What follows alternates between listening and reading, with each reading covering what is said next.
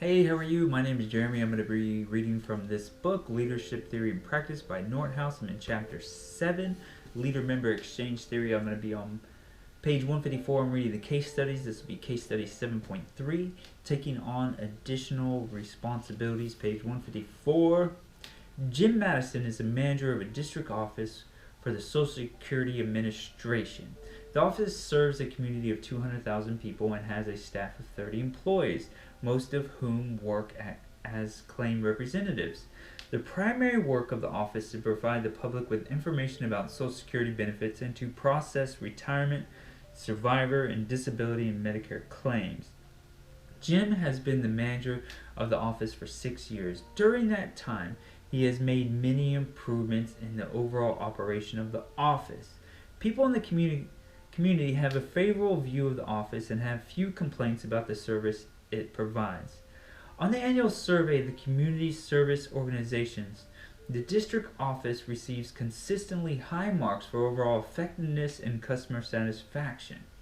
Almost all the employees who work for Jim have been employed at the district office for 6 years or more. One employee has been there for 22 years. Although Jim takes pride in knowing all of them personally, he calls on a few of them more frequently than others to help him accomplish his goals.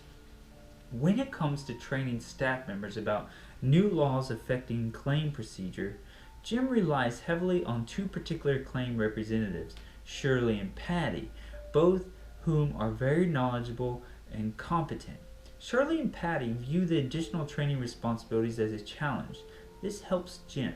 He does not need to do the job himself or supervise them closely because they are highly respected people within the office and they have a history of being mature and conscientious about their work.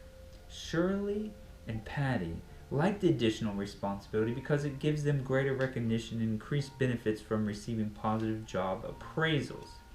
To showcase the office's services to the community, Jim calls on two other employees, Ted and Jana.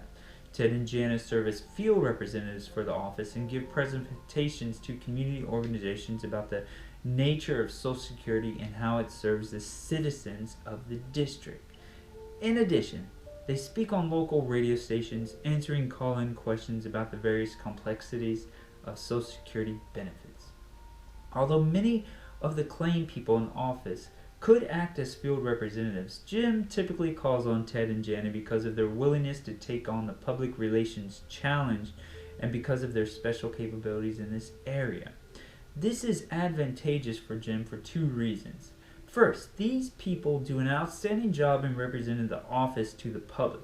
Second, Jim is a reticent person, and he finds it quite threatening to be in the public eye. Ted and Jenna like to take on the additional role because it gives them added prestige and greater freedom. Being a field representative has its perks because field staff can function as their own bosses when they are not in the office. They can set their own schedules and come and go as they please. A third area in which Jim calls on a few representatives for added effort is in helping him supervise the slower claim representatives, who seem to be continually behind in writing up the case reports of their clients. When even a few staff members get behind with their work, it affects the entire office operation. To ameliorate this problem, Jim calls on Glenda and Annie, who are both highly talented, to help the slower staff complete their case reports. Although it means taking on more work themselves, Glenda and Annie do it to be kind and to help the office run more smoothly. Other than personal satisfaction, no additional benefits accrue to them for taking on the additional responsibilities. Overall, the people who work under Jim's leadership are satisfied with his supervision.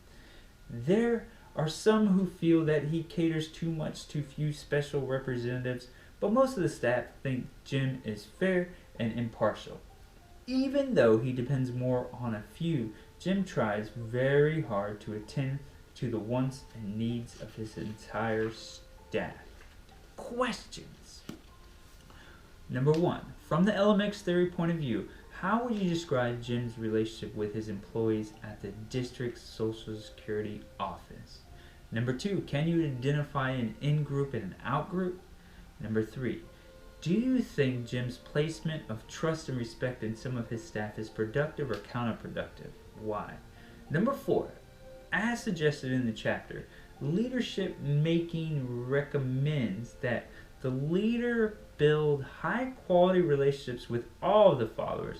How would you evaluate Jim's leadership in regards to leadership making? Discuss. Alright, cool. So that is chapter 7, Leader Member Exchange Theory. That's case study 7.3, taking on additional responsibilities. Page 154 to 156. See ya.